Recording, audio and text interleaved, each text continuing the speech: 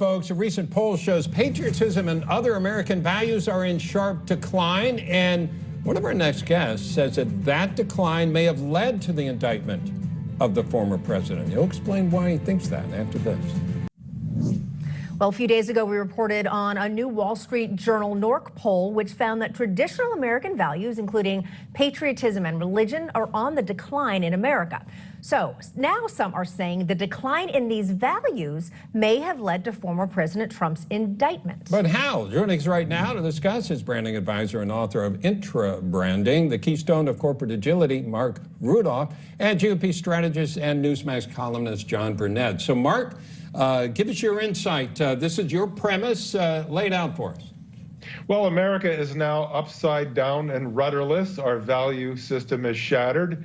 If patriotism were at 70%, the way it was in 1998 versus 38% now, Alvin Bragg never could have gotten elected with his "Get Trump" mantra. And he wouldn't be allowing all of these criminals to run loose on the streets of New York City. And if he had gotten elected, he never would have been able to go after a former president on basically nothing. You know, if Trump had not recampaigned in November 15th of 2022, this wouldn't be happening. So this is all, and Dershowitz wrote a book called Get Trump. That's what this is all about. He and Letitia James both ran on the same premise, get Trump. And that's not what legal people are supposed to do. And, you know, the law schools are now jokes. You saw what happened a couple of weeks ago at Stanford University with the screaming infantile morons putting down that judge, that conservative judge. Those well-educated morons. So the law schools are not law schools anymore. They're wokeism incubators.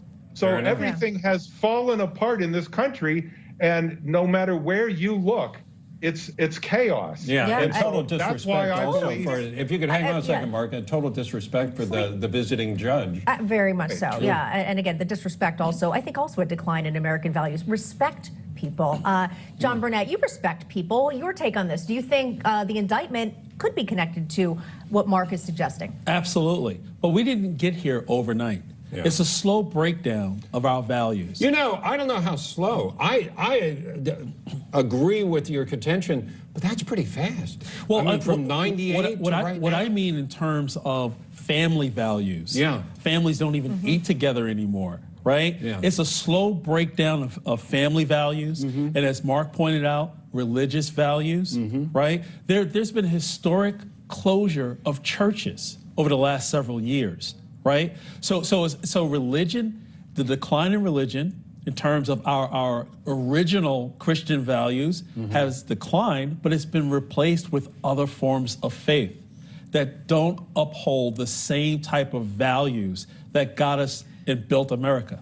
Some say that wokeism is almost the new religion. Is that what you're suggesting? Well, wokeism is the tree trunk, and then there's different elements of different faiths that are not traditional, but espouse these type of values that undermine patriotism, that undermine true traditional family values, and everything else we've become accustomed to. So that's how we arrived here. I feel like wokeism, Marc, is like a chameleon. It changes colors with its environment, and people use it against those who tend to be more conservative because they can't define it, yet those who are using wokeism to their own advantage change it to suit their purposes. Well, but the purposes are pretty finite. I mean, yesterday Biden tweeted that transgenders are the soul of America. Yeah. What, are you kidding me? Yeah, they just one of them just killed 6 souls in Nashville. Right. Pelosi's tweet, and Greta talked about this in the previous segment, about how in this country anybody can get a trial to prove his innocence, which of course is antithetical to our system. It's the Napoleonic law system. And she also said that nobody is above the law, except if your name is Pelosi, when you can do insider trading with impunity, or Clinton, Marc, or Obama. Thank you so much. Biden. Marc and John, thank you. Let's listen in Mississippi. This is the president.